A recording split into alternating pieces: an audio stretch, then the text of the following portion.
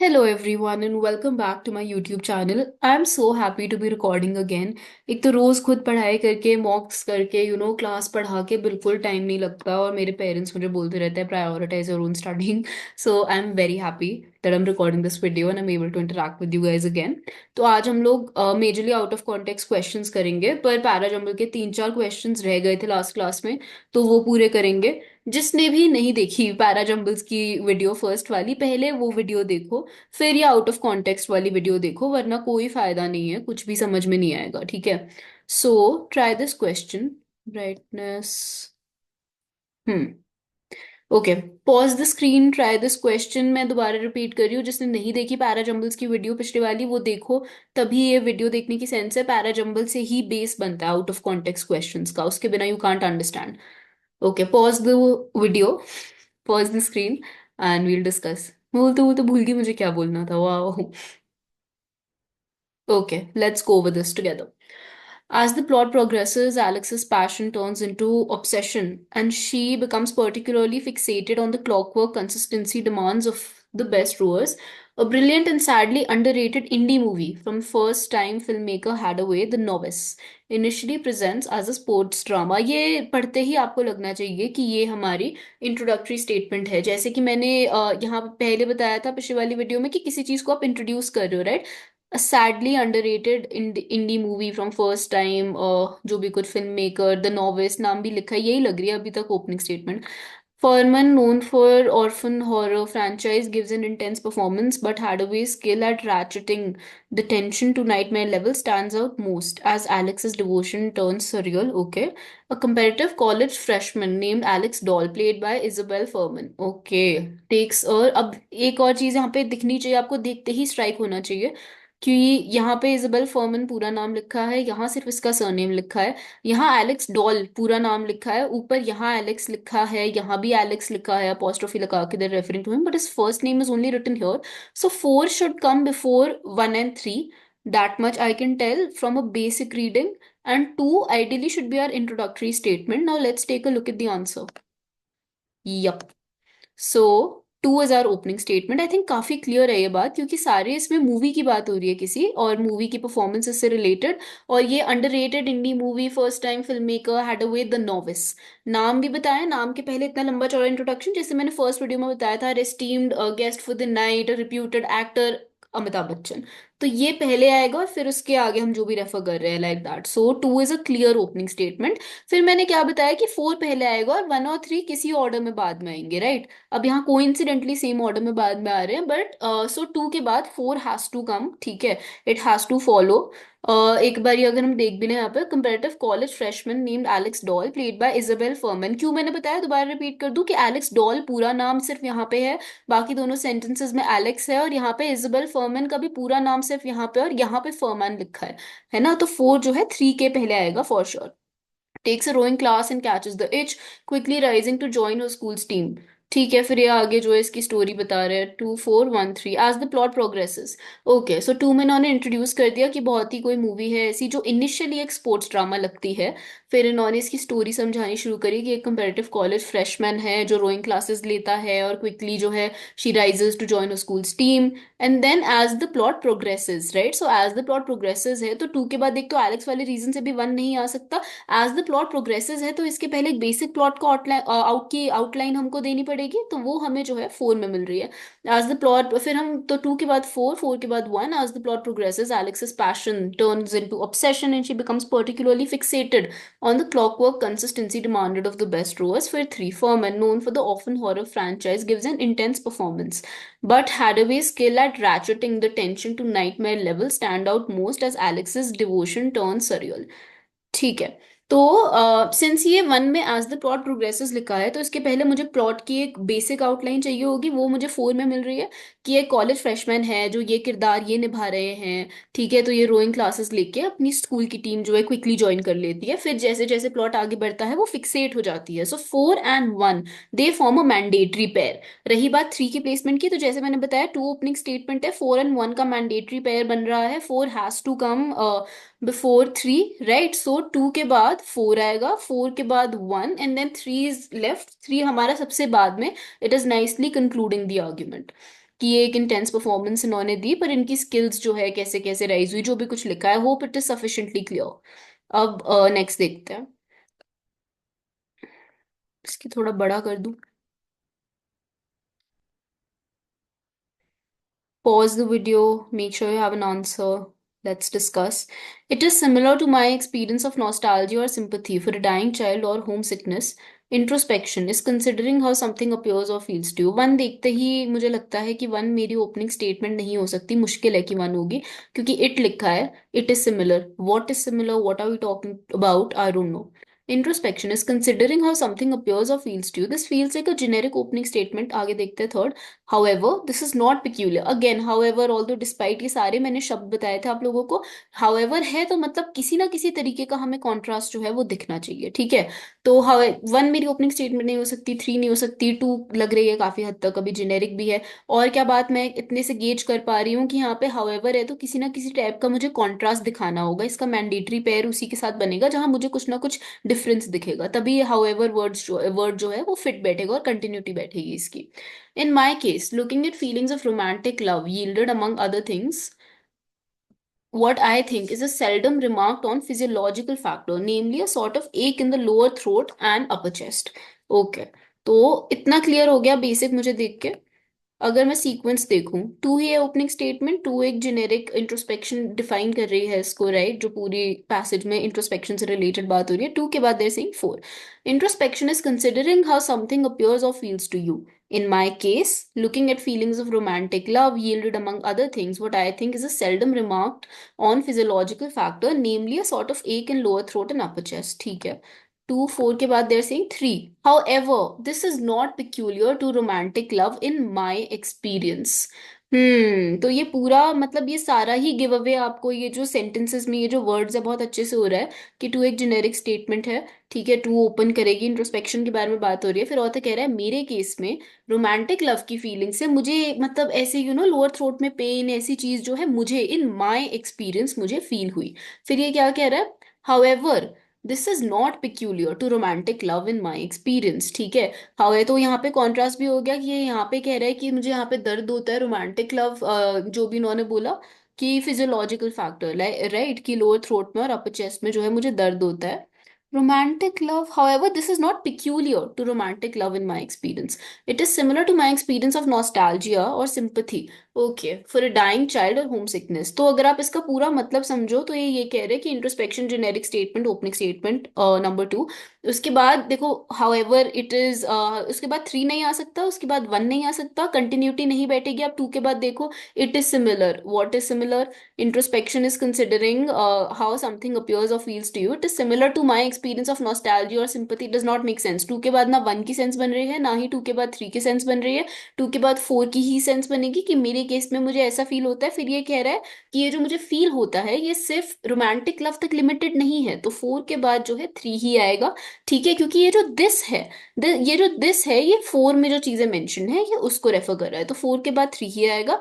Three के बाद ये कहेगा वन, कि it is similar to my experience of nostalgia और सिंपैथी। तो जिन्होंने जो बात बताई, three and one form a mandatory pair and four and three also form a mandatory pair, ठीक है। So two four three one, why do four and three form a mandatory pair, because four में इन्होंने कहा कि ऐसा ऐसा मुझे feel होता है, थ्री में इन्होंने कहा पर दिस, तो ये जो दिस है, ये फोर में जो बात हुई है कि यहाँ पे दर्द फील होता है, कि ये जो दिस है ये सिर्फ पिक्यूलियर रोमांटिक लव को नहीं है मेरे एक्सपीरियंस में, तो इनका मैंडेटरी पेयर बन गया। फिर इट इज सिमिलर, तो थ्री और वन का भी मैंडेटरी पेयर बन गया कि फोर थ्री में इन्होंने जो बात कही कि ये सिर्फ रोमांटिक लव तक लिमिटेड नहीं है मेरे लिए, मुझे ऐसा तब भी फील होता है जब कोई बच्चे बनने की फीलिंग या होम सिकनेस जो भी कुछ लिखा है। So three and one form a mandatory pair, four and three form a mandatory pair, when you put it together two four three one is the perfect sequence which makes sense, ठीक है। Let's move on to the next question. अच्छा, ऐसे questions जैसे ये भी है, थोड़ा सा डिफरेंट है, मतलब नॉर्मली है पर कि नज़ारा दिख रहा है कुछ इस टाइप का, देखा मैंने एक आधे मॉक में भी। सो ट्राई करो, pause the video, we'll discuss. Now the Museo do Oriento, it marks Portugal's presence from the 1500s in Goa, Japan, Macau and Timor। ठीक है, तो यहाँ पे लिखा है नाउ द म्यूजियो, तो नाउ अब ये चीज जो है इस नाम से जानी जाती है, तो कुछ तो उसका इंट्रोडक्शन उसके पहले आना चाहिए, तो मुझे नहीं लगता वन ओपनिंग स्टेटमेंट होगी। Two, the bright shock of riverside sun gives way to dark galleries inside. In climate control vitrines is a bronze Virgin Mary from Mughal India. I stand outside a dried salt cod warehouse from the 1940s. तो ये ना सारा मुझे एक तरीके से एक दृश्य दिखा रहा है जिसको बोलते हैं हिंदी में। तो ये ऐसा जंबल है। तो जब दृश्य दिखाने की बात हो रही है, कोई कोई इमेज मेरे सामने पेंट कर रहा हो तो फोर एक ओपनिंग स्टेटमेंट मुझे लग रही है कि यहाँ से बननी चाहिए कि मैं खड़ा होके देख रहा हूँ, एक वेयर हाउस में देख रहा हूँ फ्रॉम द 1940s। ठीक है, let's look at the order. Four के बाद वन ही लग रहा था मुझे, क्योंकि एक मतलब imagine he painting an image in front of you, this is that kind of a jumble. कि मैं खड़ा हुआ हूँ और मैं खड़ा हुआ हूँ बाहर एक dried salt cord warehouse के। अब ये जो यहाँ पे है नाउ द म्यूजियो दो ओरिएंटो, सो ये फोर और वन का एक परफेक्ट पेयर इसलिए बन रहा है क्योंकि यहाँ पे इन्होंने स्ट्रक्चर जो ढांचा है वो इन्होंने डिस्क्राइब करा है कि एक dried salt cord warehouse है। ठीक है, तो ये इन्होंने डिस्क्राइब करा है कि ये वेयर हाउस है, ये ड्राइड सॉल्ट कॉर्ड जो भी ऐसा दिखता है। नाउ द म्यूजियो दे ओरिएंटो, तो जैसे मैंने बोला कि नाउ के पहले कुछ ना कुछ तो होना चाहिए, है ना। कि तो फिर ये चीज है कि ये जो सॉल्ट कॉर्ड वेयर हाउस है, this is referring to this particular building. फिर बिल्डिंग का नाम आ गया जनरल टू स्पेसिफिक अगेन कि now the Museo de Oriente it makes Portugal's presence from the 1500s in Goa Japan Macao and Timor. ठीक है, तो फोर के बाद वन ही आएगा क्योंकि ये dried salt cord warehouse क्या है, ये इसको अब हम म्यूजियो दे ओरिएंटो बोलते हैं, तो इनका एक मैंडेटरी पेयर बन गया। उसके बाद फिर there saying two, the bright shock of riverside sun gives way to the dark galleries inside. फिर again like he is painting in image, so he saying that I am standing, मेरे सामने एक ये स्ट्रक्चर है जो इतने साल पुराना है। और वहां पे again like this is a nice image that he is painting कि जो ब्राइट शॉक है of riverside sun it gives way to dark galleries inside, कि बाहर से देखो तो ऐसा लगता है। और क्लाइमेट कंट्रोल विट्राइन्स में ब्रॉन्ज वर्जिन मैरी जो है वो रखी गई है अंदर। विट्राइन्स का मैं एग्जैक्ट मतलब भूल गई, तो एक बारी let me just look it up. I think it means some kind of a casing. You guys can also look it up इतने।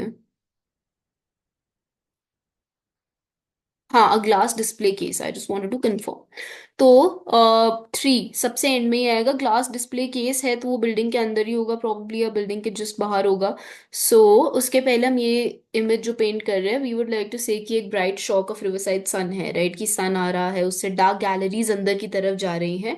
और वहां पे क्लाइमेट, और ये जो गैलरीज अंदर जा रही है उनमें एक क्लाइमेट कंट्रोल केसिंग है। ठीक है, उसके अंदर एक वर्जिन मैरी रह रही है। तो ऐसे पूरी इमेज जो है जनरल स्पेसिफिक वो हो गई कि ऑथर खड़ा था, ऑथर को एक वेयर हाउस टाइप का स्ट्रक्चर दिख रहा था फ्रॉम द 1940s अगेन। ठीक है, कि 1940 से वो स्ट्रक्चर जो है इनको ये दिख रहा था। और अब ये कि मतलब 1940s का स्ट्रक्चर था, अब इसको ये बुलाया जाता है, ये पोर्चुगल लोगों की प्रेजेंस जो है मार्क करता है डिफरेंट डिफरेंट जगहों में। ठीक है, फोर और वन फिर ये कह रहे हैं कि वहां पे जो रिवर साइड सन था, जहाँ पे लोकेटेड था, वहां रिवर थी, रिवर की साइड पे सन था, उससे डार्क गैलरीज जो थी अंदर उनकी तरफ का रास्ता जो है वो दिख रहा था, और उन गैलरीज में विट्राइन्स मतलब केसिंग के अंदर वर्जिन मैरी रखी हुई थी। So you see like that image is painted very properly. So that is the answer to this. थोड़ा डिफरेंट जंबल है ये अच्छा क्वेश्चन है, try this.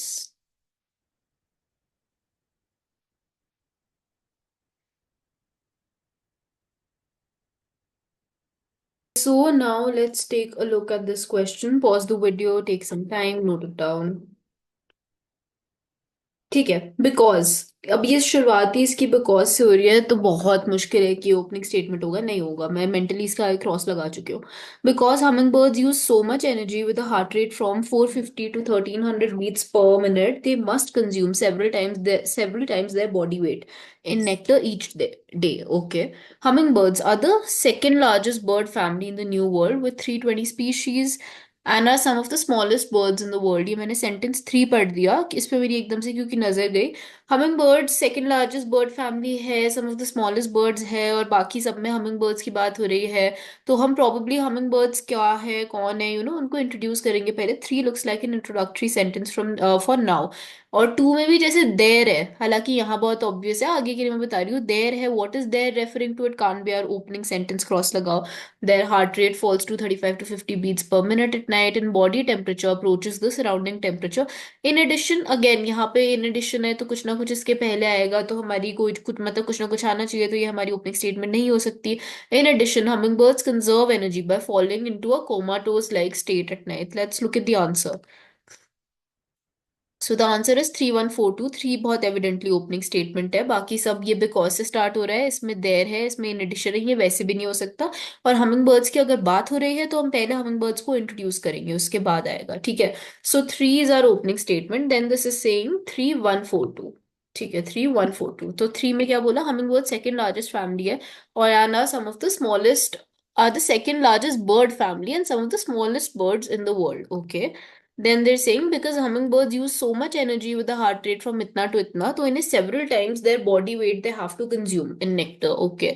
Then 314. In addition, they conserve energy by falling into a comatose like state at night. ठीक है, देखो four और to का तो मैंडेटरी पेयर बनता नजर आ ही रहा है, क्योंकि ये दोनों बात कर रहे हैं कि रात को हमिंग बर्ड्स अपनी एनर्जी कैसे कंजर्व कर रही हैं, ठीक है।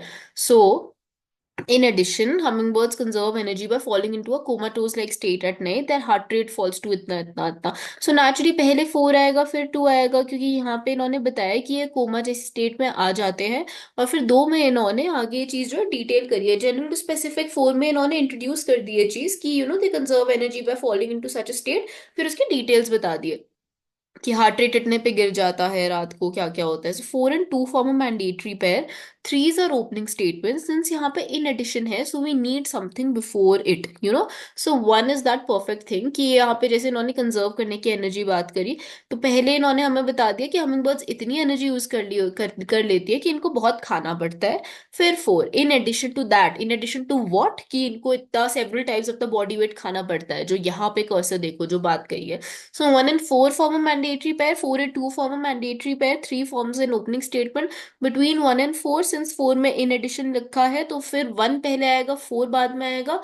Between 4 and 2, 4 will come first and 2 will come second, because in this एक तो इसका पेयर जो है 1 के साथ बन गया 4 का, ठीक है।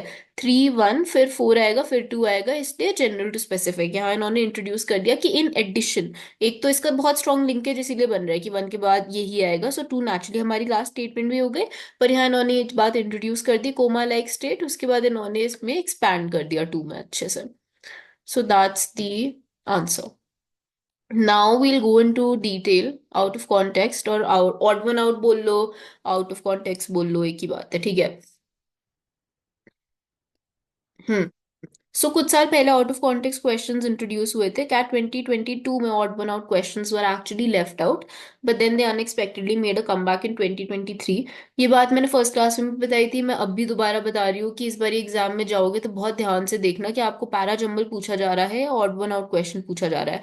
लास्ट ईयर क्या हुआ, लास्ट ईयर कई सारे कंपनीज के मॉक्स ने ऑड वन आउट क्वेश्चंस नहीं रखे थे अपने मॉक्स में, बच्चों को नहीं आदत थी देखने की, तो वो गए उन्होंने 5 सेंटेंसेस देखे, उसको जंबल की तरह कीन करके आ गए। और ये किसी के साथ भी हो सकता है, क्या पता इस साल वो पैरा जंबल्स ड्रॉप कर दे, we can't say anything right, हो सकता है कि चार आउट ऑफ कॉन्टेक्स्ट के क्वेश्चन डाल दे, who knows, they have to keep changing something और the other. So read the question very very very carefully. Now big mistake that people make in answering odd one out questions is that they look at it and वो अपनी intuition से answer कर देते हैं कि ये चार मुझे सेम टॉपिक के लग रहे हैं, ये पांचवा थोड़ा अलग सा लग रहा है, इसको मार्क कर देते हैं। ऐसे नहीं होते ऑड वन आउट क्वेश्चंस। ऐसा आपकी एक्यूरेसी का एक सर्टेन लेवल बैठेगा ही नहीं, बहुत ज्यादा ऊपर नीचे रहेगी, क्योंकि ये तरीका ही नहीं है out of context question solve करने का। मुझे लगता है 20 या 15 में से कोई एक ऐसा क्वेश्चन होता होगा जो इतना ब्लाइंडिंगली ऑब्वियस और इतना इजी मुझे मिलता होगा कि उसको मैं देखते ही बता दूं कि ऑड वन आउट। ऐसे होते हैं पर बहुत कम होते हैं। बेसिकली क्या होता है, आपको इन्होंने 5 सेंटेंसेस दिए होते हैं जिनमें से चार एक परफेक्ट जंबल फॉर्म कर रहे होते हैं, और एक सेंटेंस जो पांचवा होता है वो लोग अपनी तरफ से ऐड कर देते हैं to confuse you, right? So out of the 5 statements given to you, four form a perfect jumble, and the fifth one is the extra, and you're needed to identify the extra statement. That's how you go about out of context questions. तभी मैंने कहा para jumble समझे बिना आप नहीं समझ सकते, और मतलब पैरा जंबल्स के बेसिक्स समझे बिना at least. So, and all of these questions are great. So pause the video, take some time. अच्छा अच्छा, लेकिन इंपॉर्टेंट चीज कि जब मैं ऑड वन आउट कराऊंगी तो 5 सेंटेंसेस है, इनमें से कोई चार ऐसे हैं जिनका एक परफेक्ट जंबल बनेगा और एक एक्स्ट्रा सेंटेंस है, तो मुझे तुम लोगों से पैरा जंबल भी चाहिए और मुझे तुम लोगों से ऑड वन आउट सेंटेंस भी चाहिए, ठीक है। तो ये 5 सेंटेंसेस दिख रहे हैं, देखो इनमें से कौन से चार है जिनका जंबल बन रहा है, उस जंबल का ऑर्डर क्या है वो नोट नोट डाउन करो, और ऑड वन आउट भी नोट डाउन करो। इससे हमारी पैरा जंबल्स की भी प्रैक्टिस होगी और ऑड वन आउट की भी प्रैक्टिस होगी। And again, in the exam, you don't need to get the entire sequence of the jumble right, but you should be able to may see कि ये 5 sentences है, इनमें इन दो के मैंडेटरी पेयर्स बन रहे हैं, तो ये मेरा ऑड वन आउट है, इतना तो देखना पड़ेगा. Okay, let's take a look. While this is excellent news, what is excellent news? ये फिलहाल मेरा opening statement नहीं हो सकता, but अभी चलो देखते हैं और क्या बोल रहा है. It needs to be highlighted that smokeless tobacco is the biggest scourge in the country. By 2025, the report projected it could drop to 8.5%, putting India well in line to meet its 2025 target under a WHO global plan to tackle non-communicable diseases. A report from the World Health Organization on the occasion of this suggests that India's efforts to cut prevalence of cigarette smoking are paying off. Between 2015 this fell, ठीक है. Okay, I get an idea कि सारे इसमें cigarette smoking, कहीं smokeless टबाको की बात हो रही है, तो देखते हैं जरा एक बारी जंबल. 3 4 2 1. मुझे नहीं लगता कि तुम में से ज्यादा लोगों का जंबल और ये ऑड वन आउट ठीक हुआ होगा, क्योंकि मैंने क्लास में जब पढ़ाया था तो नहीं हुआ था. सो अच्छा, एक चीज और, बहुत सारे लोग बहुत परेशान हो जाते हैं कि यार मुझसे तो, मैंने की दीदी आपने 10 क्वेश्चन, एक तो यार मुझे दीदी मत बोला करूंगी, जस्ट कॉल मी दिव्यांशी. बाकी आपकी मर्जी, however you feel comfortable. I would prefer if you just call me Divyanshi. So people से कि आपने इतने क्वेश्चंस कराए, उनमें से मेरे 2 3 ही बन पाए, मैं बहुत डीमोटिवेटेड हूँ. There is no need for you to feel demotivated. This is a crash course. मैं बिल्कुल लड्डू क्वेश्चंस करा नहीं सकती. So these are all good quality questions that have picked up from different websites and previous year question. सारे अच्छे quality के questions है, क्योंकि अच्छे क्वालिटी क्वेश्चंस करने में हम कुछ सीखेंगे नहीं, राइट. एग्जाम्स में इजी, मॉडरेट, डिफिकल्ट क्वेश्चन सब टाइप का मिक्स आएगा, तो इजी वाले भी होंगे. तो अगर नहीं भी हो रहा है तो डिसहार्टन होने की कोई जरूरत नहीं है. Just keep moving ahead. All these questions are a little moderate to difficult level के हैं ज्यादातर. ओके, सो देखते हैं यहाँ पे jumble. 3 4 2 1. 3. A report from the WHO on the occasion of World No Tobacco Day suggests that India's efforts to cut the prevalence of cigarette smoking are paying off. ठीक है. फिर क्या बोला उन्होंने? 3 4 2 1. Okay, between 2000 and 2015, this fell from 19.4 to 11.5. ठीक है, तो ये जो इन्होंने दिस की बात करी है, किस चीज की बात करी है? नो की on the occasion of no tobacco day ये सजेस्ट करा गया है कि इंडिया ने जो एफर्ट करे सिगरेट स्मोकिंग की प्रेवलेंस को घटाने के लिए, ठीक है, इसका पे ऑफ मिल रहा है. और ये चीज घट गई 19.4 से 11.5% तक. ठीक है, कि सिगरेट स्मोकिंग, तो ये जो यहाँ पे इस चीज की बात हुई, दिस, ये जो दिस है ये इस चीज से कनेक्टेड है. ठीक है, कि सिगरेट स्मोकिंग के वो जो एफर्ट्स है पे ऑफ कर रहे हैं और रिडक्शन दिख रही है. So 3 and 4 form a mandatory pair. की 3 में इन्होंने बताया कि एफर्ट्स आर पेइंग ऑफ, और फिर इन्होंने exactly general to specific, how are the efforts paying off, they have quoted an exact figure. Then they saying number 2, by 2025 the report projected it could drop to 8.5%, putting India well in line to meet its 2025 target under a WHO plan to tackle non-communicable diseases. ठीक है, तो देखो 3 4 2 की तो बिल्कुल ही एक तरीके से मैंडेटरी सीक्वेंस है, ये बात समझ लो. यार क्या डिडक्शन आई है मेरे फोन में, मैं साइलेंट कर रही हूँ, बैठे बैठे डेबिटेड डेबिटेड का आता रहता है. सॉरी. कभी लगता है भाई कोई क्रेडिट ही कर दे मेरा account. So 3 4 and 2 form mandatory pairs. सब में रिपोर्ट के बारे में बात हो रही है. 3 में रिपोर्ट, अ रिपोर्ट, अ पहले आता है, फिर द आर्टिकल आता है कि a report from the WHO, और फिर आगे सेंटेंस में हम बोलते हैं कि the report refer to, right. तो यहाँ पे रिपोर्ट बहुत अच्छे से इंट्रोड्यूस हो रही है, तो कहीं अगर सारे इसमें रिपोर्ट की बात हो रही है तो 3 ही पहले आएगा. और report from the world health organisation on this day, तो ये पूरा रिपोर्ट के बारे में इन्होंने इंट्रोड्यूस कर दिया concept. 3 has to be our opening statement. ठीक है, कि ये पे ऑफ कर रहा है. फिर कैसे पे ऑफ कर रहा है वो इन्होंने हमें 2 में बताया कि फिगर इतनी थी, इतनी आ गई, तो ये जो दिस है इसका, है ना, ये रेफर कर रहा है सिगरेट स्मोकिंग को. 3 4 फिर 2 की 2025 तक हम ये 8.5% तक ड्रॉप कर सकते हैं. इंडिया अब तक WHO का ग्लोबल प्लान का जो भी लेवल है ये मीट कर सकता है.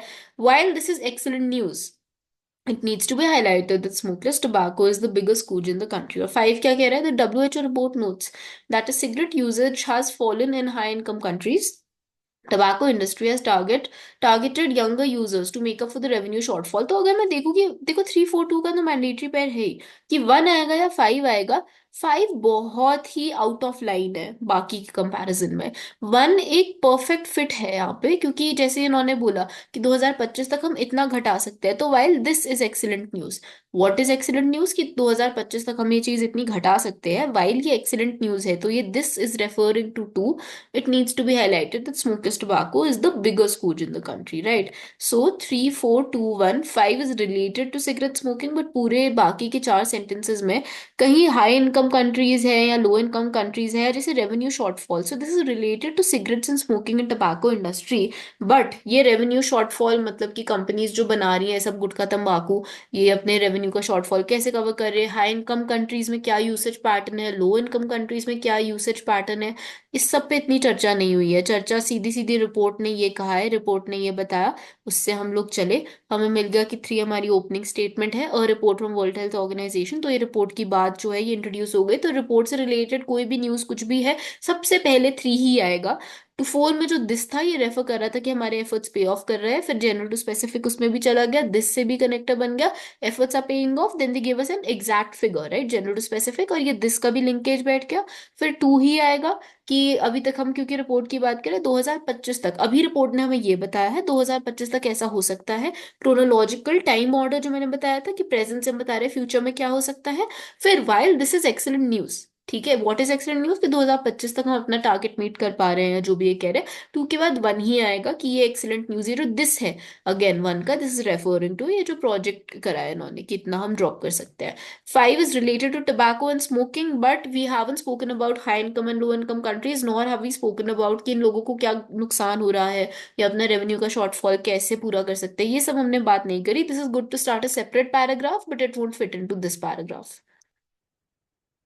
This is also a good question. Pause the video, take some time, give me the para jumble, the sequence of the para jumble, and give me the odd one out.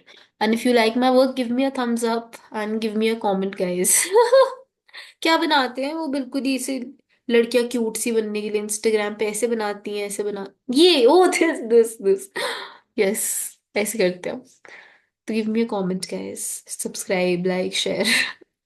Okay, let's look at this. तो ये क्या बोल रहे हैं यहाँ पे, judgement in other rational processes are impaired as well as motor code. एक काम करती हूँ, मैं रीड नहीं करती हूँ सारे सेंटेंसेस, टाइम वेस्ट होगा, क्योंकि इसमें सीधा हम जंबल देखते हैं, फिर मैं बताती हूँ जंबल के पीछे का क्या लॉजिक है, फिर और बनाउट बताती हूँ।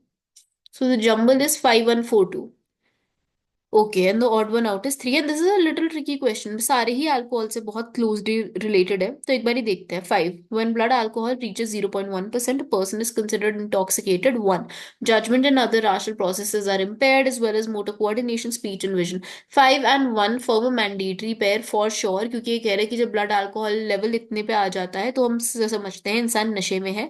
फिर इन्होंने 1 में ये समझाया कि जब आदमी नशे में होता है तो क्या होता है, कि जजमेंट इम्पेयर हो जाती है, मोटर कोऑर्डिनेशन इम्पेयर हो जाती है। तो यहाँ इन्होंने बताया नशे में होता है तो आदमी क्या होता है, तो उसके पहले मतलब नशे की कुछ तो बात होनी चाहिए। सो 5 and 1 form a mandatory pair, कि 5 में इन्होंने बताया इंसान इंटॉक्सिकेटेड कम पाना चाहता है, 1 में बताया कि क्या क्या होता है जब आदमी इंटॉक्सिकेटेड होता है। फिर 4, alcohol abuse typically progresses through a series of stages from social drinking to chronic alcoholism.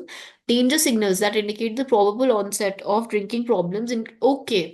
So when I look at this paragraph overall, अगर मैं इसको एक आउट ऑफ कॉन्टेक्स्ट की दृष्टि से सॉल्व करने के लिए देखूंगी तो मुझे ये दिखेगा कि 5 और 1 की बहुत स्ट्रॉन्ग मैंडेटरी पेयर है, 4 और 2 भी किसी ना किसी तरीके से बहुत ही स्ट्रांगली रिलेटेड मुझे दिख रहे हैं। 3 मुझे ऐसा दिखेगा जिनके साथ में किसी और के साथ इसका इतना ज्यादा वो नहीं बना पा रही हूँ मैंडेटरी पेयर। और जब मैं जंबल के फॉर्म में भी देखूंगी तो 5, 1 उसके बाद की 4 अल्कोहल अब्यूज कैसे प्रोग्रेस करती है। पहले मैंने बताया आदमी नशे में होता है इस लेवल पे, फिर मैंने कहा जब आदमी नशे में होता है तो वो ये करता है, फिर मैंने कहा कि अल्कोहल अब्यूज जो होती है एक स्टेजेस से जाती है सीरीज की, ठीक है, फिर अल्टीमेटली क्रॉनिक अल्कोहलिज्म होता है। 4 और 3 में, 4 और 2 में बहुत ही स्ट्रॉन्ग लिंकेज है, ये क्रॉनिक अल्कोहलिज्म सोशल ड्रिंकिंग से लेके यहाँ तक जाता है। फिर मैंने कहा कि डेंजर सिग्नल्स क्या होते हैं कि आदमी को ड्रिंकिंग प्रॉब्लम बनने वाली है, क्योंकि 4 में अल्कोहल अब्यूज की बात हुई है, 2 में भी ड्रिंकिंग प्रॉब्लम की बात हुई है, तो ये 100% रिलेटेड है। फिर इन्होंने बताया कि ये जो है डेंजर साइंस होते हैं, ठीक है। तो 5, 1 उसके बाद 4, फिर 2। और अच्छा, तुम में से अगर किसी को लगे कि 1 के बाद 2 क्यों नहीं आएगा, 1 के बाद 4 ही क्यों आएगा, तो यहाँ पे इन्होंने अल्कोहल अब्यूज जो है कैसे प्रोग्रेस करती है, राइट, पहले इन्होंने बता दिया कि ये ऐसे से ऐसे जाती है, फिर ही तो बताएंगे कि danger signs signals that include the probable onset of a drinking problem. तो पहले ड्रिंकिंग प्रॉब्लम के बारे में बताएंगे, तो जैसे यहाँ पे इन्होंने बोला कि पहले तो सोशल ड्रिंकिंग होती है, फिर अल्कोहलिज्म आ जाता है, और फिर ही तो उसके डेंजर साइंस बताएंगे। डॉक्टर आपको पहले दवाई बताएगा, फिर उसके सिम्टम्स बताएगा, सॉरी, पहले बीमारी बताएगा फिर उसके सिम्टम्स बताएगा, right, so like that. And 3 is the odd one out. So अगर मैं इसको एक ऑड वन आउट के तरीके से एक मैं टाइम बेस्ड सेक्शनल टिक टिक टाइमर कर रहे तो मैं कैसे सॉल्व करूंगी, मैं पूरी जंबल नहीं बनाऊंगी। पर मुझे ये दिखेगा कि 5 और 1 बहुत ही क्लियरली साथ में रिलेटेड है। 4 एंड 2 सेम टॉपिक पे बात कर रहे हैं, तो 3 एक ऐसा है जिसका मैंडेटरी पेयर किसी के साथ नहीं बन रहा है। एक बार देख लेते हैं 3 क्या कह रहा है। Aside from alcohol, other psychoactive substances most frequently associated with abuse are this. तो बाकी 4 सेंटेंसेस में अल्कोहल से ही रिलेटेड बात हुई है, और इंटॉक्सिकेशन में आदमी होता है, फिर हम उसको हम स्टार्ट हमने करा नशे से, फिर हम ले गए कि एक दिन आदमी नशे में होता है, फिर कि कैसे वो क्रॉनिक प्रॉब्लम बन जाती है, उसके क्या साइंस होते हैं। ये पूरी हमने उसकी अब्यूज की, मतलब अल्कोहल अब्यूज की साइकिल एक तरीके से दिखाई है। असाइड फ्रॉम अल्कोहल की कोई बात नहीं हुई है, ठीक है, कि कौन कौन से अन्य पदार्थ पदार्थ होते हैं, तो इससे this is not related to our thing, and it's not forming a mandatory pair with any of the others. Okay, take a look at this one. गैस पता है मुझे 2 महीने से जुकाम है, और मेरा बीच में ठीक हो गया था, अभी फिर हो गया एकदम से। At this point I feel like मेरा जुकाम तब जाएगा जब उसका मन होगा जाने का। I can't do anything about it. Okay, let's look at this again. Jumble देखते हैं। 4153 and the out of context one is 2.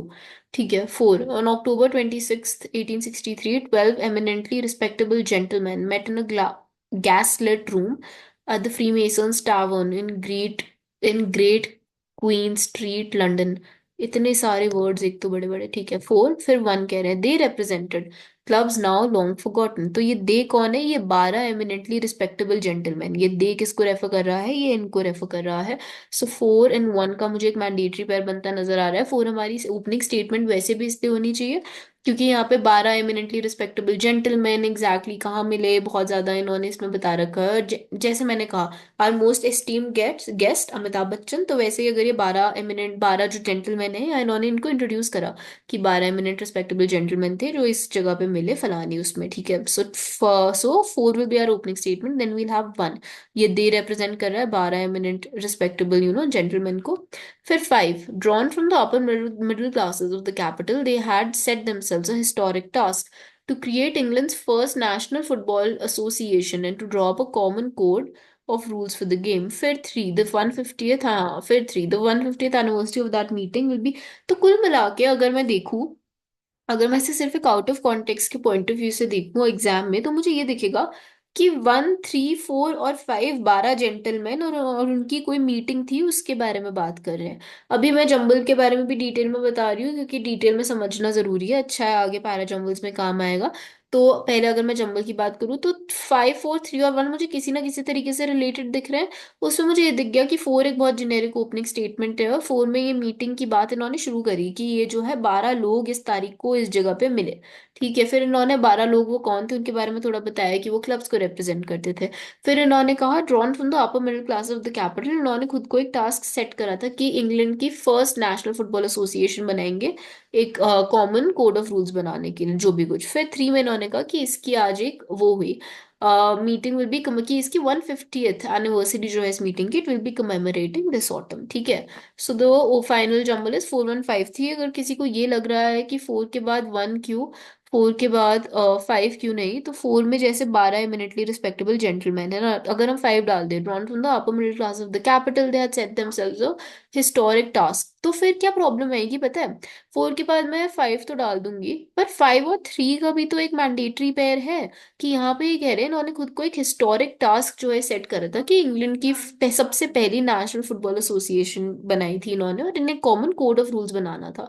तो फिर 5 के बाद 3 ही आएगा कि उस मीटिंग की अब 150th 150th एनिवर्सरी जो है अब कमेमोरेट होगी, और amid great fanfare as effectively marking the birth of the world's most popular sport, है ना। कि तो इसकी शुरुआत मतलब 3 में जो हुआ था, इसकी शुरुआत यहाँ पे 5 में हुई थी जब ये लोग बैठे थे। 5 and 3 also form a mandatory pair. तो मैं 4 के बाद अगर 5 डाल दूं, मैं कह दूं कि drawn from the upper middle class of the capital 4 5 3, फिर 1 के लिए कोई जगह नहीं बचेगी। तो ये कंफ्यूजन वैलिड है कि 4 के बाद 1 आना चाहिए या 5, but when you look at the jumble together as a whole, then it won't make sense because 4 5 3 1 does not make sense, right? So 4 के बाद between का अगर confusion रहे तो एक बारी जंबल को पूरे उसमें भी देखा करो। 4 1 5 3 makes perfect sense because 5 and 3 also make a mandatory pair, they have to come together. I hope it's clear. Hmm. Take some time, note it down. Jumble B or odd one out B. तो क्या answer देखते हैं। 43514। The white tern is a slight and elegant seabird with stark white feathers, a sharp black and blue bill, and jet black eyes. ठीक है। 4531 था ना, 4351, fourth बार फिर उन्होंने कहा three. Its body size is about the same as American robins, but it has a wingspan of almost a meter. फिर उन्होंने बोला 5। ठीक है। तो the white tern is a slight and elegant sea bird, stark white features. अच्छा, एक चीज मेरी मुझे इंग्लिश की टीचर ने बताई थी 9th 10th क्लास में। She was very good English teacher that I had, and she told me अगर हम किसी का कैरेक्टर स्केच लिखते हैं तो हम हमेशा उनकी फिजिकल अपीयरेंस से स्टार्ट करते हैं। ये रूल ऑफ थंब होता है। तो अगर हम वाइट टर्न जो बर्ड है उसके बारे में बात कर रहे हैं, सो सबसे पहले हम उसकी फिजिकल अपीयरेंस के बारे में बताएंगे। कैरेक्टर स्केच का रूल रहता है, मेरी टीचर ने मुझे बताया था, मैं आप यार मेरी टीचर ने मुझे बताया था, मैं आपको बता रही हूँ। सो 4 विल कम फर्स्ट। ठीक है, इसमें इन्होंने डिटेल में काफी इसकी ये बताई है, slight and elegant sea bird, stark white feathers, जो भी कुछ। 4 के बाद then they've put 3। Its body size is about the same as an American robins, but it has the wing span of almost a metre. Okay. अब मैं अगर बाकी देखूं, like most sea birds it may spend months और more at sea, only coming ashore periodically throughout the year to lay eggs on cliff sides, nubs, or tree branches, often just centimeters wide. Okay, so when I look at this as an out of context question, I see that these are related. Like four is an introductory statement. It's talking about the appearance. Three is also talking about the appearance. So four and three are forming some kind of a pair. That much I can tell. And 5 and 1 are also interrelated because in 5 they're talking about how it comes ashore only periodically, है ना। और 1 में ये कह रहे हैं कि पता नहीं जब ये जाते हैं तो ये कितना दूर जाते हैं, कहाँ जाते हैं। तो ये मूवमेंट की बात हो रही है 5 और 1 में। और 4 एंड 3 में बात हो रही है एक तरीके से जो उनकी अपियरेंस है। तो दो मुझे मैंडेटरी पेयर्स आइडेंटिफाई कर लिए। मैं देख पा रही हूँ कि 2 का किसी के साथ भी मैंडेटरी पेयर मुझे बनता हुआ नजर नहीं आ रहा है, कि it is a rarity among the other sea birds, a native species that is doing well in an urban setting, native species, ये सब इतने मतलब बात नहीं हुई है। तो अगर मैं डिटेल में बस एक बार ही जंबल समझाना चाहूँ तो 4 मेरी ओपनिंग स्टेटमेंट है। The white tern is a slight an elegant seabird with stark white feathers, जो भी कुछ मतलब फुल डिटेल में लिखा हुआ है। 4 के बाद 3 की इट्स बॉडी साइज इट है, तो 4 has to come first, right. So 4 and then 3 then 5, like most sea birds. क्योंकि 5 1 के पहले इसलिए आएगा क्योंकि 1 में लिखा है कि क्या पता ये कितनी दूर जाती है, जब ये दूर जाती है तो ये क्या करती है। तो पहले मैं बताऊंगी तो कि ये दूर जाती है, तो इसलिए 5 पहले आएगा। कि हो सकता है ये मंथ्स और या फिर मोर स्पेंड करे एट सी और अशोर पीरियोडिकली है। 5 में they've told us that some kind of movement है जो कि होता है, राइट। सो 1 उसके बाद आएगा।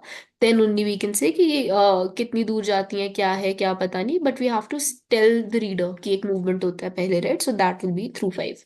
सो 2 is the odd one out. Okay, take some time, try this. Remember the rules that I told you in the first class. If you still haven't seen the first class, go and watch it right now. Para Jumbles. Okay, let's discuss. एक बारी वो देखते हैं answer. 4215, 4215, ठीक है।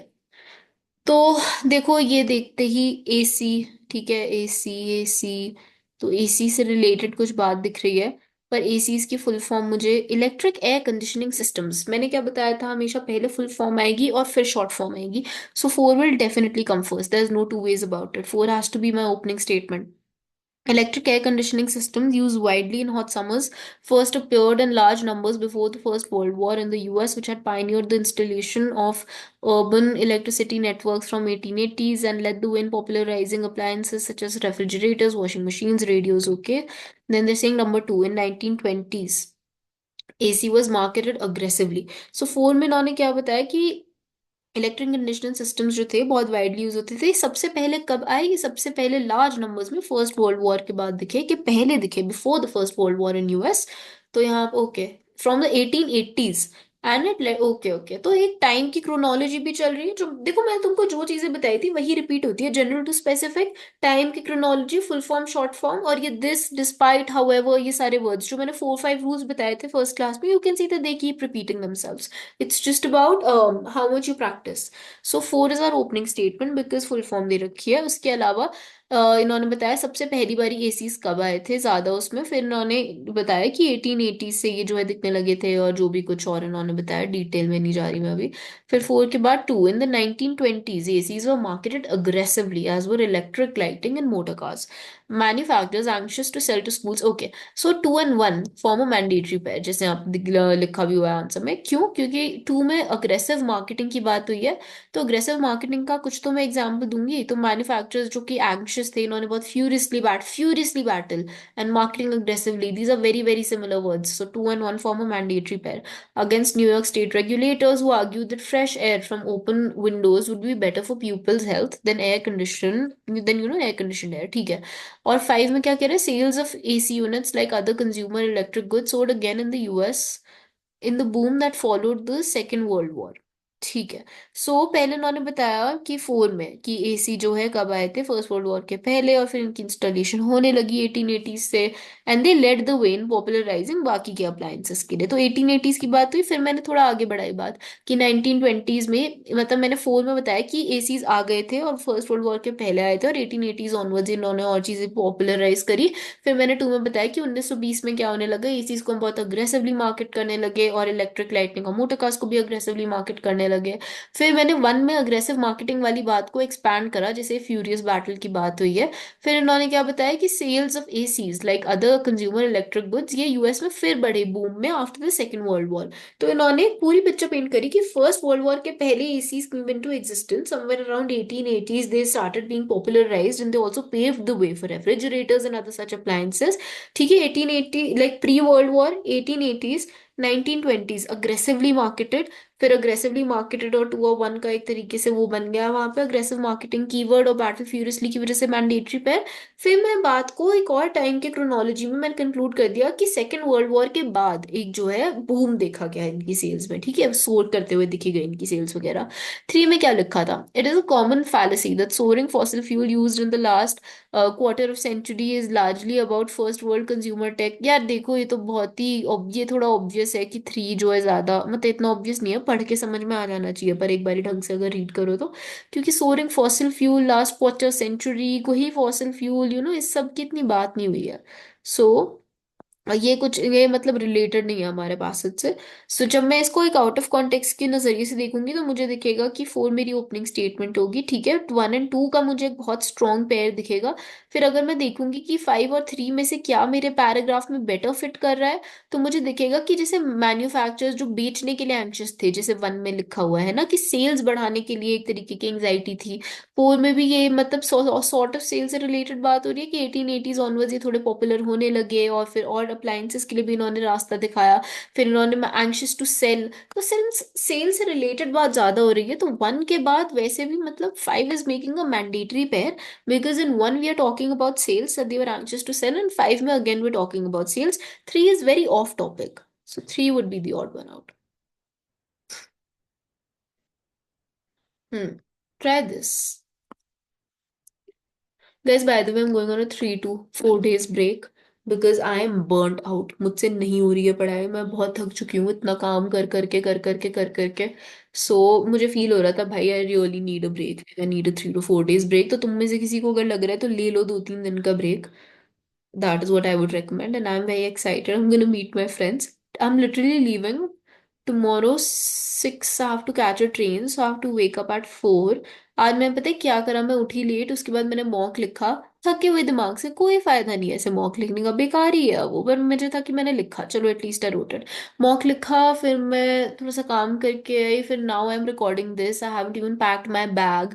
It's it's like 10 p.m. almost, and I have to get up at 4 again।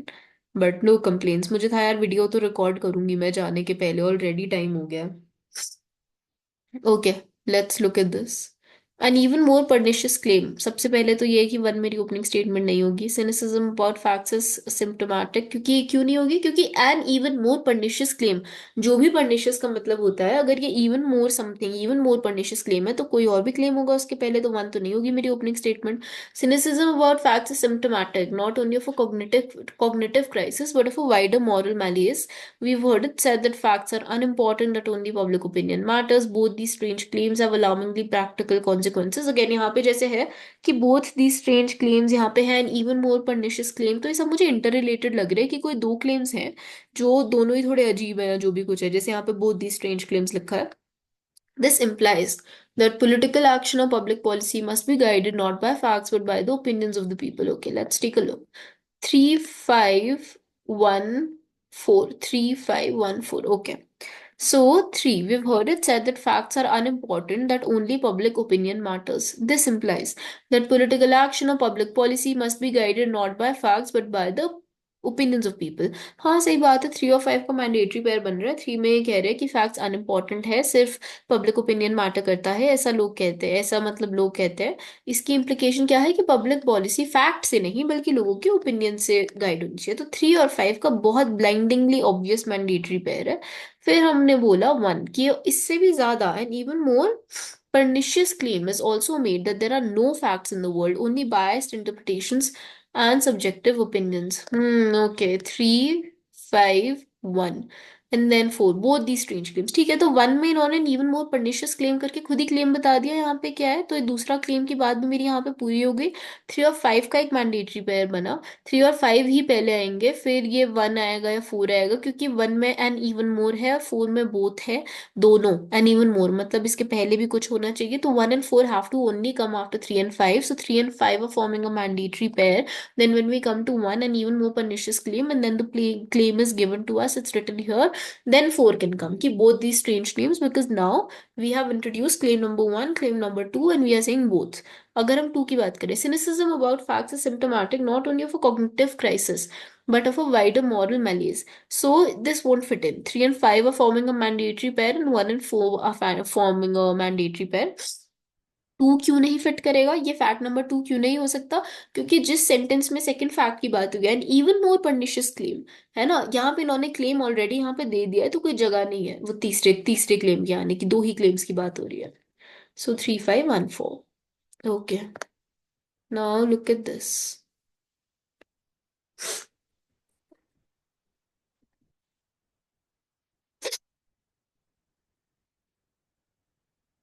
Hmm. Okay, let's take a look. Some of the pictographs located near their excavation site may even show depictions of extinct megafauna.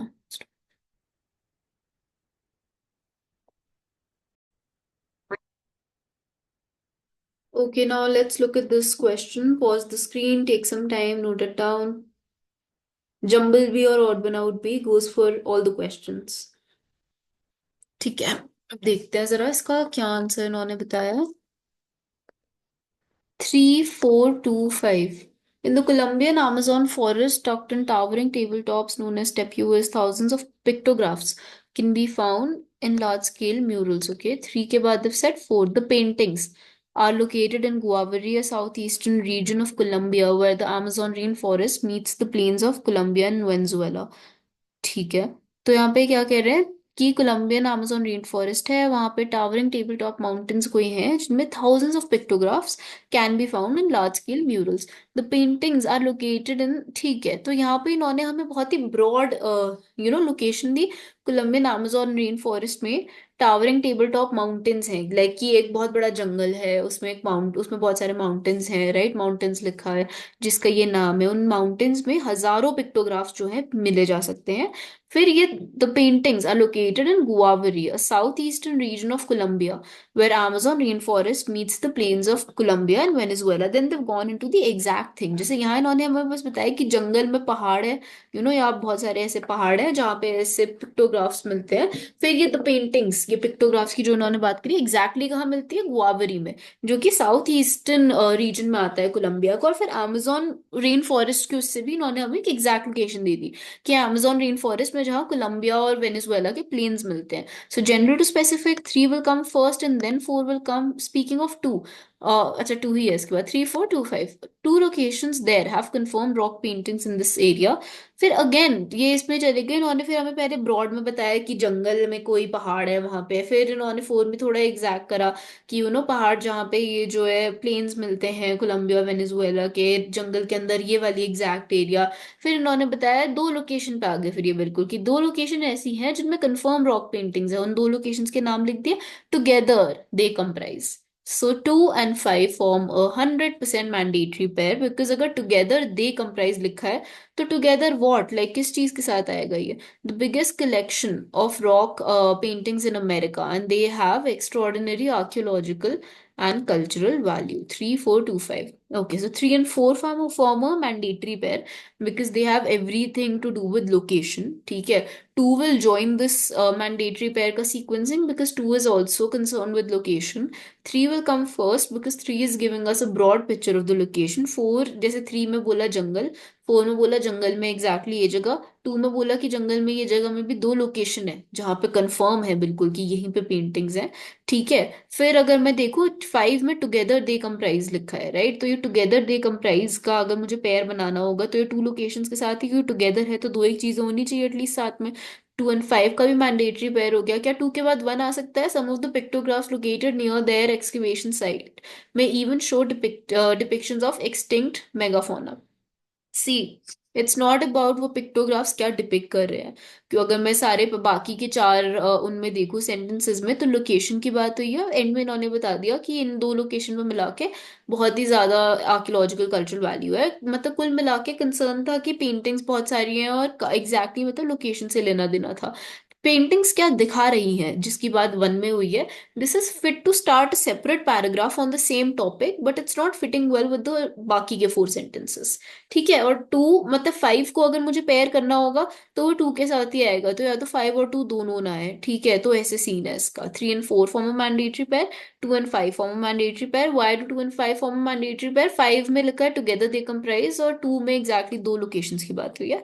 So that's why 1 जो अगर लिखा है, किसी को लग रहा हो कि मैं 2 के बाद अगर 1 लगा दूं, 2 and 5 का देखो मैंडेटरी पेयर बन रहा है वैसे वर्ड से भी, पर 2 के बाद 1 इसलिए हम नहीं लगा सकते क्योंकि ये थोड़ा ऑफ टॉपिक चलेगा, right? Some of the pictographs located near there excavation site, and again यहाँ पे जैसे 2 में दो लोकेशंस की बात हुई है तो हमें वो दो लोकेशन से रिलेटेड बात ही आगे 5 में दिख रही है, तो ये बहुत क्लोजली रिलेटेड है। 1 में इन दो लोकेशंस की स्पेसिफिकली बात होती हुई नहीं नजर आ रही है, right? Some of the pictographs located near there excavation site, ये बहुत जनरल टर्म्स बात कर रहे हैं कि एक्सकवेशन साइट के पास, मतलब इन एग्जैक्ट दो लोकेशंस जिनकी बात सेंटेंस 2 में हुई है। इसका 1 में इतना अच्छा मुझे नहीं दिख रहा है कुछ सपोर्ट करने के लिए, तो इसका पेयर नहीं बनेगा। So 1 is the out of context one. Okay, try this question.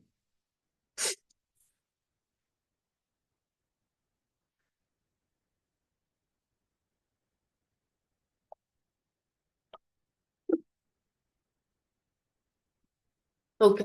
The UN's Red or Reducing Emissions from Deforestation and Forest Degradation in Developing Countries program lays emphasis on planting and maintaining forests as a means to counter climate change. ठीक है, इसका भी again पहले वो देख लेते हैं answer ही, फिर डिस्कस करते हैं। 2135 लिख ही लेती हूँ। अच्छा यहाँ पे वाह, इसमें टाइटल बाहर नहीं दिया। 2135। Okay. It is well known that forest are invaluable as ecological entities. The UN's RED program lays emphasis on planting and maintaining forest as a means to counter climate change. Okay, 2 में कह रहे हैं कि बहुत अच्छे से known बात है कि फॉरेस्ट इनवैल्यूएबल इकोलॉजिकल एंटिटीज है, और 1 में इन्होंने बताया हमें कि यूएन ने क्या प्रोग्राम जो है स्टार्ट करा है, एम्फेसिस ले कर रहा है जो कि प्लांट करने पे और मेंटेन करने पे फॉरेस्ट। ठीक है, 2 1 and then they're saying 3 in India forest are govern under the Forest Conservation Act. फलाने फलाने एक्ट्स में ये जो है गवर्न करते हैं, जो इलाबोरेट रूल्स बनाते हैं कंजर्वेशन और डाइवर्जन। कंजर्वेशन एंड डाइवर्जन गलत लिखा है मेरे ख्याल से, प्रोटेक्शन या कुछ होना चाहिए forest. 5 despite this forests are the first targets when it comes to projects such as mining, dams, highway, industrial projects, and so on. 3 and 5 form a mandatory pair because 5 में despite लिखा है तो उसके पहले कुछ contrast दिखना चाहिए। 3 में कह रहे हैं बहुत ही elaborate rules है फॉरेस्ट को बचाने के लिए, 5 में कह रहे हैं इसके बावजूद despite this forests are the first targets when it comes to फलाने फलाने projects। ठीक है। So 3 and 5 form a mandatory pair. Then अगर हम बात करें इन्होंने क्या सीक्वेंस बताई थी, 2 and 1, 2 and 1 also form a mandatory pair because there saying कि 2 में इन्होंने जनरल टर्म्स बताया कि भाई जंगल जरूरी है। ठीक है। फिर 1 में इन्होंने बताया कि जंगल जरूरी है इसलिए यूएन ने फलाना प्रोग्राम लॉन्च कर रखा है। फिर 2 और 1 का ऐसे हो गया मैंडेटरी पेयर। 1 के बाद ही इसको थोड़ा स्पेसिफिक में लेके गए, पहले इन्होंने हमें यूएन की बात बताई, फिर इन्होंने हमें इंडिया की बात बताई। जैसे मैंने बताया था किसी प्रॉब्लम की चर्चा पहले ग्लोबल लेवल पे होगी फिर डोमेस्टिक लेवल पे होगी, तो इन्होंने स्टार्ट कर दिया वेगली इससे, मतलब बहुत जेनेरिक स्टेटमेंट से कि फॉरेस्ट जरूरी है। फिर 1 में इन्होंने हमें बता दिया कि यूएन का बहुत ही एम्फेसिस है मेंटेन करने पे फॉरेस्ट। फिर 3 में इन्होंने बताया कि भारत, यानी कि पहले ग्लोबल लेवल पे बात करी, फिर डोमेस्टिक लेवल पे बात करी, फिर 5 में कॉन्ट्रास्ट जैसे मैंने बताया दिख गया, तो एक परफेक्ट जंबल बन गया। अगर मैं देखूँ 4, the ongoing protest in some of India's largest cities to save natural and not built entities, trees and urban spaces are remarkable. Even though we understand that cities are centers of construction, spaces curated and created mainly by the human hand. तो ये क्या कह रहे हैं, जो ongoing protest है India की largest cities में नेचर को बचाने के लिए, ना कि built and not built entities, trees and not built entities, trees and urban spaces are remarkable. Even though we understand that cities are centers of construction. ठीक है। तो मैंने जब भी सबसे पहली बारी मैंने एक्चुअली गलत कर दिया था क्वेश्चन। मैंने क्या देखा था कि ये यूएन रेड में फॉरेस्ट को बचाने की बात हो रही है, इंडिया की बात हो रही है 3 में, 4 में भी जो है इंडिया से रिलेटेड बात हो रही है, 5 में जो है इसका मैंडेटरी पेयर बन गया। तो मैंने 2 को ऐसे ही हटा दिया कि यार देख के तो ऐसा लग रहा है कि 1 3 4 5 में सिमिलर चीज के बारे में बात हो रही है। ज्यादा टाइम वेस्ट करे बिना मुझे सीधा लगा कि 2 तो बहुत ही मतलब जनरली बता रहा है बस कि जंगल जरूरी है, और बाकी ये बता रहे हैं कि कैसे कैसे हम कंजर्व कर रहे हैं, तो ये मैंने हटा दिया। पर नहीं, इसीलिए जंबल की तरह एक बारी देखना जरूरी है। जब मैं इसको जंबल की तरह देखती हूँ तो मुझे दिखता है कि 3 और 5 का मैंडेटरी पेयर जो है वो बन रहा है। ऑन गोइंग प्रोटेस्ट मतलब प्रोटेस्ट से रिलेटेड कोई बात नहीं हुई है कि कहाँ प्रोटेस्ट है, क्या हो रहा है। और जैसे ये इस बात को बहुत ज्यादा एक डिफरेंट टॉपिक पे लेके जा रहा है कि सिटी सेंटर्स ऑफ कंस्ट्रक्शन है, इंसानों ने बनाई है, कुल मिला के इतनी ये सारी बात नहीं हो रही है। And then when I look at this, तो 2 और 1 का भी एक पेयर मुझे बनता हुआ यहाँ पे नजर में आ रहा है। क्योंकि 2 में उन्होंने कहा कि जंगल जरूरी है, और यूएन का जो प्रोग्राम है वो एम्फेसिस डालता है काउंटर करने के लिए climate change, right. So 2 1 3 and 5, 3 and 5 form a mandatory pair, and 1 has to come before 3 and 5 because 1 is telling us about the problem at a global level. If I look at it कि 2 odd one out है या 4 odd one out है, तो 2 मेरे बाकी सबके उसके साथ जो है बेटर बैठ रहा है कि 2 फर्स्ट वाली पोजीशन में आ जाएगा। It makes more sense. Protest की इतनी बात नहीं हो रही है, और ये एक ना सेपरेट टैंजेंट पे लेके जा रहे हैं कि नेचुरल एंटिटीज, बिल्ट एंटिटीज, ये सब जो है ये नई बात हुई है। सीधा सीधा ये बात हुई है, जंगल इंपॉर्टेंट है, उनको बताने बचाने के लिए यूएन ने ये करा, हमने ये करा, फिर भी ऐसा चल रहा है। तो ये 4 जो है एक बहुत ही डिफरेंट टैंजेंट पे लेके जा रहा है इसको। Okay, try this.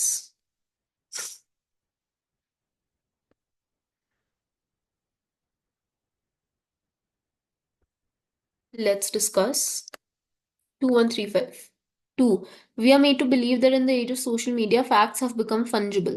There is little distinction left for many established media outlets and websites that incessantly broadcast propaganda and hate speech. 3. Uh, a messaging app such as WhatsApp with a large user base and an ability to instantly and widely share information has been arranged as a co-conspirator to the recent mob lynchings where more than 20 lives were lost due to rumors. Okay, and then 5, it is easy to get swept in this wave of social panic and draw neat narratives which ignore factual complexity. ठीक है, अगर मैं यहाँ तक देखूँ 2 1 3 5, 2 में facts have become fungible का exact मतलब मुझे नहीं पता, पर ये लग रहा है कि फ्लेक्सिबल हो गए हैं, फैक्ट्स को हम तोड़ मरोड़ सकते हैं, ऐसा कुछ लग रहा है देख के कि हमें ये बिलीव कराया जाता है सोशल मीडिया में कि फैक्ट्स आर फंजिबल। बहुत कम डिस्टिंक्शन रह गई है between establish media outlets and websites जो कि इंसेसेंटली प्रोपोगंडा और हेट स्पीच जो है हम पे ब्लास्ट कर रही है। ठीक है। फिर उन्होंने बोला 3 कि मैसेजिंग एप्लीकेशन जैसे कि व्हाट्सएप है, इसको को कॉन्स्पिरेटर माना गया है रिसेंट मॉब लिंचिंग्स में, जहां 20 से ज्यादा लाइव्स जो है वो रूमर्स के कारण लॉस्ट हो गई थी। काफी मुश्किल है। It's very easy to get swept in this wave of social panic and draw neat narratives which completely ignore factual complexity. Okay. 5 में क्या बात हुई है कि एक shallow understanding है जो कि हमें harder vexing questions on the sectarian discourse set by our political relation leadership, इससे हमको distract कर रही है। deepening divide that is damage। यार देखो, ये this is one of those questions कि देखते ही बहुत ऑब्वियस है कि 4 odd one out है और कोई odd one out हो नहीं सकता। मैंने 4 अभी तक देखा नहीं था। as soon as I look at this, मुझे ये दिख रहा है कि 2 1 3 5 में इससे रिलेटेड बात हो रही है, मीडिया वेबसाइट कैसे फैक्ट्स को तोड़ा मरोड़ा जा रहा है, इसके क्या कॉन्सिक्वेंसेस सोसाइटी पे। 4 बहुत ऑफ टॉपिक है, जब तुम पूरे उसको पढ़ो 4 का बाकी के सेंटेंसेस से कोई भी लेना देना नहीं है। So this is one of those questions where you can identify quite easily. Sequence 2 1 3 5 उन लोगों ने दे रखी है। So let's look at question number 10. देख लिया, let's discuss आंसर लिख लिया। 3 2 4 5 3. India's water crisis is clear and present with implications for the health of the entire population too. According to Composite Water Management Index developed by Niti Aayog, 70% of the water resources are identified as polluted. 4. This is based primarily on data supplied by states for calculating the index. And then that given 5, I think, yes, if the water accessible to millions is contaminated, then the problem is infinitely worse than that of availability. Okay. सो 3 में इन्होंने introduce कर दिया कि India की water crisis से related हम बात कर रहे हैं कि काफी क्लियर है, काफी प्रेजेंट है ये क्राइसिस, और इसकी इम्प्लीकेशंस है जो है हेल्थ की, वो पूरी पॉपुलेशन के लिए, ठीक है। 3 के बाद फिर इन्होंने बोला 2 कि अकॉर्डिंग टू कॉम, फिर इन्होंने अगेन जनरल टू स्पेसिफिक, फिर इन्होंने हमें पहले प्रॉब्लम इंट्रोड्यूस करेंगे, फिर हम डेटा देंगे। हमेशा ये चीज तुम लोगों ने देख ली होगी अभी तक फ्लो में, कि अकॉर्डिंग टू फलाना फलाना फलाना इंडेक्स 70% वाटर रिसोर्सेज जो है वो पोल्यूटेड है, ठीक है। 2 and 4 definitely form a mandatory pair. This is based primarily on data. ये दिस क्या है कि ये नीति आयोग ने जो हमें फिगर दी है ये डेटा पे बेस्ड है जो कि स्टेट्स ने दिया, तो 2 के बाद 4 ही आएगा। If water accessible to millions is contaminated, then the problem is infinitely worse than that of availability. ऊपर क्या लिखा है? Urgent reforms are needed to deal with the acute water stress in most of India. देखो 3 आएगा definitely, 3 के बाद 2 आएगा, ठीक है, सॉरी 3 के बाद 2 ही आएगा, हाँ 3 के बाद 2 ही आएगा। 3 में हमने बोल दिया कि एक क्राइसिस है, 2 में हमने बोल दिया कि सोर्स क्या है, मैं क्या डेटा है मेरे पास सपोर्ट करने के लिए, 4 में मैंने बताया कि मेरे पास जो डेटा है वो मेरे पास जो है कहाँ से आ रहा है। फिर अगर मैं देखूं कि इनके बाद 1 फिट होगा या 5 फिट होगा, ये जेन्युइन कंफ्यूजन है यार। 1 में क्या दिक्कत है कि water stress, it's not about water stress, is the shortage of water, right? The problem is not shortage, the problem is कि साफ नहीं है पानी, पोल्यूटेड। ये देखो नीति आयोग ने जो बात करी पोल्यूशन से बात करी है। 1 देखने में ठीक लग सकता है, acute water stress, acute water shortage की बात नहीं है, वाटर पोल्यूटेड है, ये दिक्कत है, इसी के लिए मुझे डेटा दिया गया है। तो 5 में ये बात बहुत अच्छी से एक्सपैंड कर दी गई है कि अगर हजारों लाखों लोगों को मिलने वाला डेटा, करोड़ों लोगों को मिलने वाला डेटा कह रही हूँ मैं, पानी अगर कंटेमिनेटेड है तो अवेलेबिलिटी से वर्स्ट प्रॉब्लम है। So this is summing up my argument very well. 1 is going off topic. It's not about water stress or shortage of water. It's about polluted water. So that is about it. Question number 11. कितने questions और हैं? 15 तक है. Let's see if we can do all today.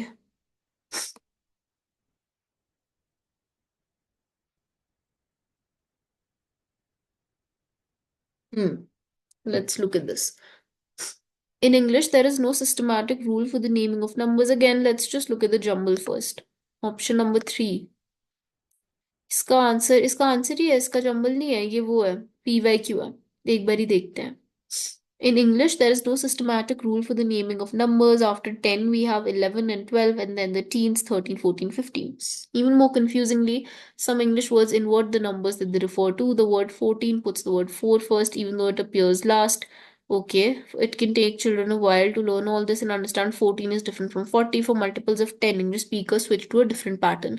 If you didn't know the word 11, you would be unable to guess it. You might come up with something like 1 teen. ठीक है, तो मुझे अगर मैं ऐसे देखूं, बस हम दो दो अगर मैंडेटरी पेयर्स बनाना चाहे, सिंस इसका जंबल है नहीं यहाँ पे, अगर मैं 2 मैंडेटरी पेयर्स बनाना चाहूँ तो मुझे ये दिख रहा है 3 है ना, ऑड वन आउट, हाँ। तो मुझे ये दिख रहा है कि 5 में जैसे ये कह रहे हैं कि 11 अगर तुम्हें नहीं पता हो तो तुम 1 टीन बोलोगे।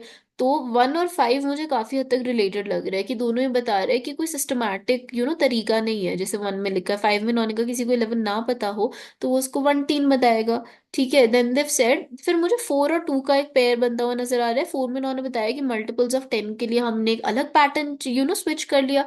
फिर 2 कि इवन मोर कंफ्यूजिंगली, जैसे पहले तो ये बहुत अच्छा फ्लो बन गया, इन्होंने 1 में बताया कि कोई सिस्टमैटिक रूल नहीं है ऐसे ऐसे नेम करने का। 5, फिर इन्होंने 5 में कहा कि अगर आपको 11 जो वर्ड है, राइट, अगर आपको नहीं पता हो तो आप जो है उसको ऐसे गेस करोगे। फिर इन्होंने 4 में बताया कि पैटर्न जो है फिर हम 10 के मल्टीपल्स में उसको और चेंज कर देते हैं। फिर 2, even more confusingly, some English words they are actually inverting the numbers that they refer to. 3, it can take children a while to learn all these words and understand that 14 is different from 40. So 1, 2, 4 and 5, in whatever sequence that they appear, I can see that all 4 of them, they are talking about naming. कि हम name करने के लिए कोई system follow नहीं करते, एक ये पैटर्न फॉलो करते हैं, वो पैटर्न फॉलो करता है, उससे रिलेटेड बात हो रही है। ये जो बात है कि चिल्ड्रन को सीखने में जो है टाइम लगेगा, चिल्ड्रन को सीखने में क्या दिक्कत आएगी, ये बाकी उससे जो है रिलेटेड नहीं है, और चिल्ड्रन और एडल्ट की भी इतनी कहीं बात नहीं हुई है। Three is off topic, the other four are completely interrelated and they can be used to form a perfect jumble together. So three will be the odd one out. Why? Because बाकी चारों जो है वो name करने में क्या क्या patterns use होते हैं, कोई प्रॉपर सिस्टम नहीं है, एक पैटर्न यूज होता है फिर हम दूसरे पैटर्न पे स्विच कर लेते हैं, सबसे रिलेटेड बात कर रहे हैं। ओके, पहले ये नहीं, let's look eight this. Actually, let's end the class. So I'll see you guys in the next class. ठीक है, बचे हुए 4-5 क्वेश्चंस हम तब कर लेंगे, एंड वरना बहुत लंबी हो जाएगी क्लास, तो ये क्लास देखो and then I'll see you guys again after a couple of days. Okay, so take care, good night, keep studying. Let me know in the comments if you found this class helpful. Next कौन सा topic देखना है, fill in the blanks देखने हैं या summary देखना है, मुझे बताओ, and then we'll continue. Okay, take care, bye.